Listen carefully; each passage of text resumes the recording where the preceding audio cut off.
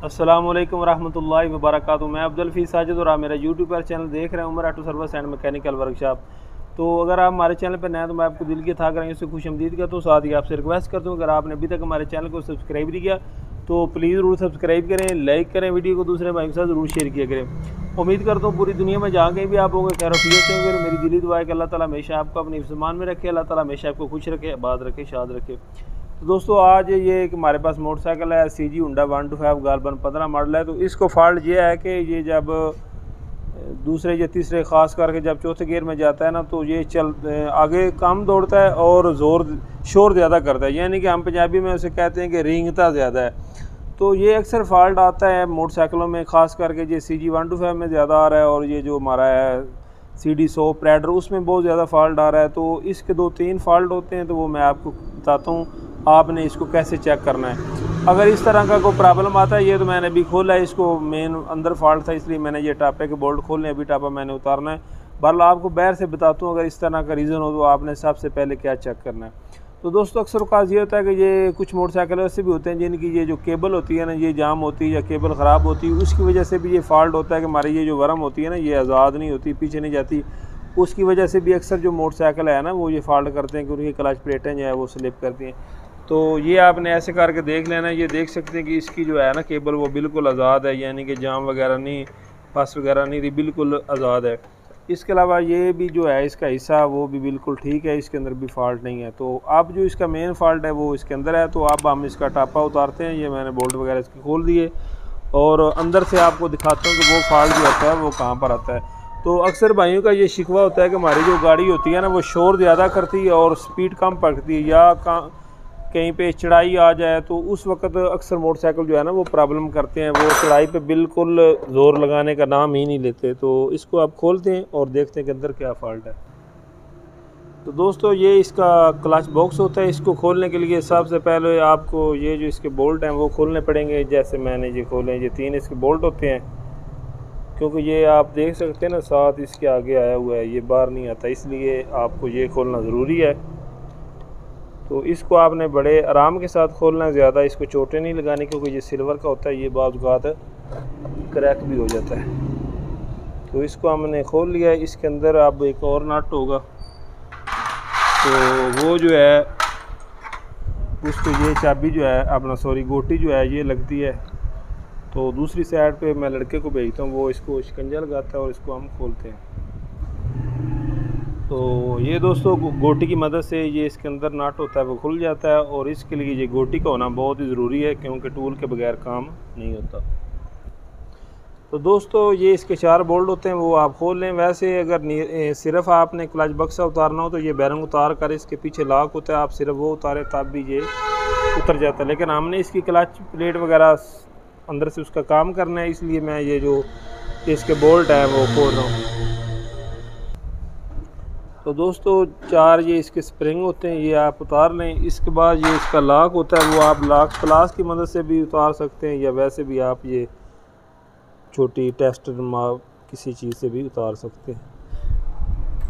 तो अब इसको बाहर निकाल करके मैं आपको दिखाता हूँ कि इसके क्या हालात बन चुके हैं। तो दोस्तों जब हम अपने मोटरसाइकिल का तेल जो है ना वो लेट जब बदलते हैं तो ये फॉल्ट तब भी पैदा होते हैं। ये देख सकते हैं कि इसके अंदर की क्या कंडीशन बन चुकी है, ज़्यादा ये काला हो गया, और ये एल भी आप देखें कि रगड़ बन चुका है। जब इस तरह की पोजीशन बन जाती है तब जाके हमारे इंजन के जो पुर्जा जात होते हैं ना दोस्तों वो घिसते हैं। तो थोड़ा सा गर्म है, चलो बाहर खोलने की कोशिश करते हैं। तो दोस्तों पहले नंबर पे तो ये देखें कि इसकी जो क्लच असेंबली बोली जाती है या क्लच बॉक्स आप कह सकते हैं, ये कितना डाउन हो चुका है। ये आपको जो जगह गहराई में नज़र आ रही है ना ये इतना घिस चुका है, ये यहाँ तक होता था। तो ये देख सकते हैं कि कितना अंदर घिस चुका था। इसकी वजह से जब हम मोटरसाइकिल को एक्सीलेटर देते थे तो ये यहाँ से प्लेटें हमारी स्लिप हो जाती थी और मुकम्मल ज़ोर नहीं लगाती थी। तो ये इसकी क्लच प्लेटें हैं, ये भी दोस्तों बिल्कुल घिस चुकी हैं।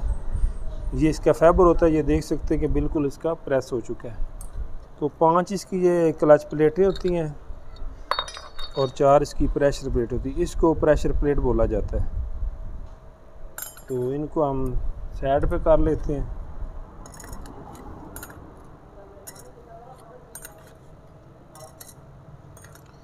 तो दोस्तों देख सकते हैं कि ये 4 जो हैं वो प्रेशर प्लेटें और 5 जो हैं वो क्लच प्लेटें हैं। तो ये इधर से दोस्तों देख सकते हैं कि मुकम्मल ये ख़राब हो चुकी है और घिस चुकी है। तो दोस्तों इसके अब 3 हल हो सकते हैं। आगे आपकी अपनी चॉइस है कि आपने कौन सा कराना है। दोस्तों पहले नंबर पे इसका हल ये है कि अगर आपने गाड़ी रखनी है, आपने हमेशा गाड़ी को चलाना है, तो ये मुकम्मल जो सेट है वो जेन्युइन लेकर डालें। मेरा ये मशवरा, यानी कि होंडा एटलस का रेट उसका मैं नहीं दे सकता क्योंकि रेट मार्केट में अब मुख्तलिफ हैं। तो सबसे बेस्ट तरीका तो ये, अगर आप गाड़ी टफ़ चाहते हैं या गाड़ी ज़बरदस्त चाहते हैं तो आप ये जो है ना वो मुकम्मल clutch assembly, clutch plate, pressure plate और साथ ही उसके स्पेयरिंग होते हैं, पूरा वो बॉक्स मिलता है, वो लेकर डालें। अगर आप पैसों की थोड़ी सारा बचत करना चाहते हैं और कहते हैं कि हमारा काम भी अच्छा हो जाए, तो उसमें ये है कि फिर आप लो क्वालिटी का भी सामान डाल सकते हैं, वो भी अच्छा चलता है। ISH हो गया, हमारा क्रॉन लिफान होगा, या और मुख्तलिफ़ कंपनी है, उसका भी आप लेकर डाल सकते हैं। तो एक तो हल इसका ये होगा। मज़ीद अगर आप चाहते हैं कि हमारी और कुछ बचत हो जाए, तो उसका ये हल है कि ये जो हमारी है ना क्लच असम्बली, इसकी यहाँ पर प्लेटें भी लग जाती हैं। ये जो खरादी होता है ना, वो यहाँ पर सिल्वर की प्लेटें लगा देता है, तो वो पैसों की हमारी बचत हो जाती है। आप वो लगवा लेते हैं और ये जो क्लच प्लेटें, ये प्रेशर प्लेटें, वो पहले वाली भी चल सकती हैं। तो अगर आप और नरम करना चाहते हैं तो फिर उसका ये हाल है कि आप इसके साथ एक आधी वैसे प्लेट रख लें तो गुजारा हो जाएगा। तो वो काम का मेयार नहीं होता, वो पंजाबी में वो ही कहते हैं कि जुगाड़ गया। तो ये क्लच प्लेटें, प्रेशर प्लेटों में भी ऐसा होता है कि आप फिर ये जो असम्बली है इसको वो टूल लगा लें या प्लेटें वगैरह डुला लें साथ उसके, और ये प्रेशर प्लेटें जो ये पहले वाली साफ़ कर लें और क्लच प्लेटें तब्दील कर लें, या इसके साथ एक आधा और एक्स एडजस्ट कर लें। तो ये सारे जो भी हैं मामले ये जुगाड़ के साथ ही आते हैं। तो बेहतर तो सही जो तरीका है या सही काम है वो यही है कि इसकी आप हर चीज़ नहीं डालें, क्योंकि ये अब नई गाड़ी आप मालूम है कि तकरीबन 2.25 लाख के करीब इसकी कीमत जा चुकी है। तो पार्ट्स इसका काफ़ी महंगी है, लेकिन अगर आप रिज़ल्ट चाहते हैं, म्यार चाहते हैं, आप चाहते हैं कि हमारी गाड़ी बिल्कुल नया जैसी हो, तो फिर आप इसमें रिस्क ना लें, क्योंकि ये इंजन का मेन रीज़न है, इंजन का मेन काम है। तो इसलिए मेरा यही मशवरा है कि आप इसको नहीं डालें और अच्छे वाला डालें, ताकि बार बार ये आपको फॉल्ट ना बने। और दूसरा ये आपको मशवरा देना है कि आप तेल हमेशा अच्छा इस्तेमाल किया करें और बार वक्त इस्तेमाल करें। ये आप देख सकते हैं कि इसके तेल की क्या पोजीशन है, जैसे वो ट्रैक्टरों का होता है ना, बड़ी गाड़ियों का रगड़ वो बन चुका है, इसलिए ये पूरे घिसते हैं। अगर आप तेल बार वक्त इस्तेमाल अपना तब्दील करें तो इंशाल्लाह ये फॉल्ट दोबारा नहीं होगा। तो उम्मीद करते हैं आपको वीडियो पसंद आएगी। तो मैं कोशिश करूँगा अगर मेरे पास वक्त हुआ तो फिटेंगी। बहरहाल मेरे चैनल पे पहले भी इस टॉपिक वीडियो आप देख सकते हैं। तो उम्मीद करते हैं कि वीडियो आपको पसंद आएगी। इंशाल्लाह मिलेंगे किसी नई वीडियो में, तब तक के लिए अल्लाह हाफ़िज़।